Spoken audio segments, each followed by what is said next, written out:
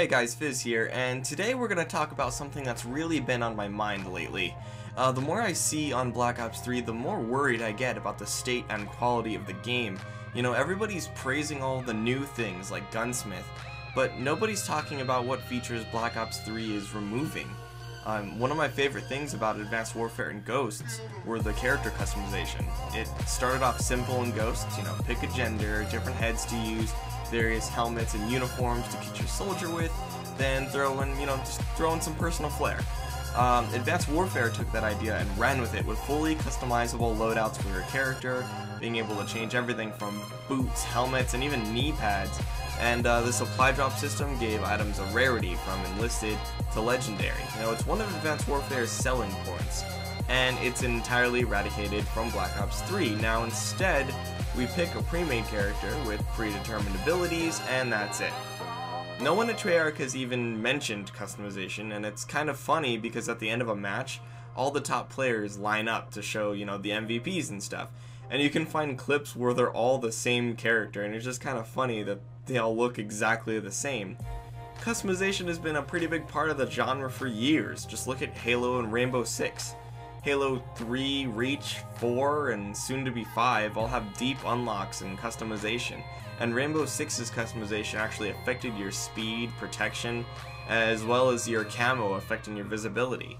You could even design your own camo in Rainbow Six Vegas too, but the best we have is an emblem editor and Gunsmith, which are great additions, but I can't help but feel like losing character customization is a huge hit.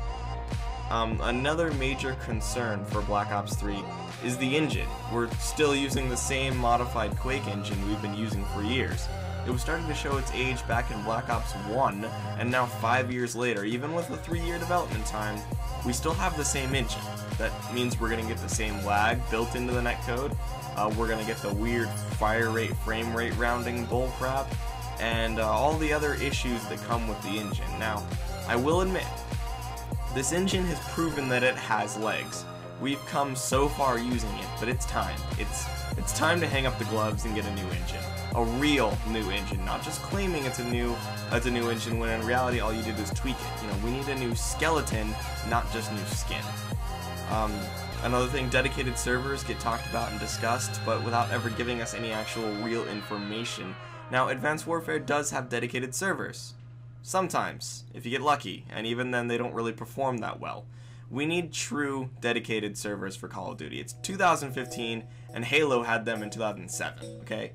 Another thing that concerns me is the Destiny-style superpower move things. Now, COD has done a lot of things in attempts to level the playing field. Death streaks. But this takes the cake. Getting these supers pretty much guarantees you a game-breaking item once a game.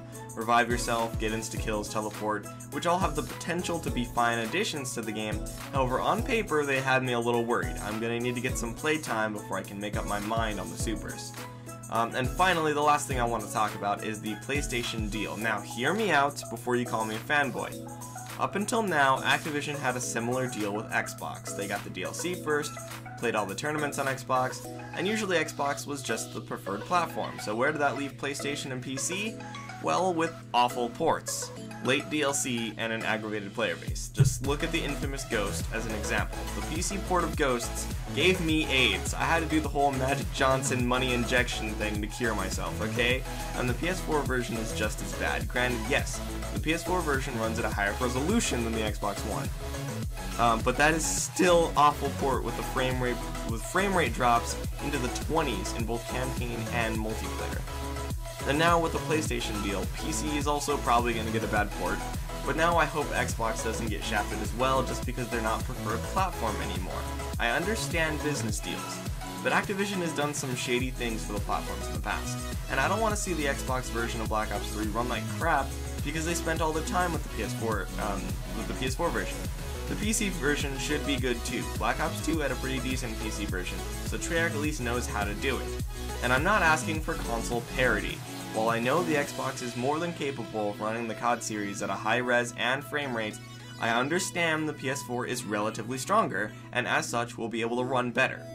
However, when you have such extremes like 720p versus 1080p, That is some poor optimization. If Black Ops 3 runs in anything less than Advanced Warfare ran, which was 1440 by 1080, then we know they just didn't optimize it, and that's not good.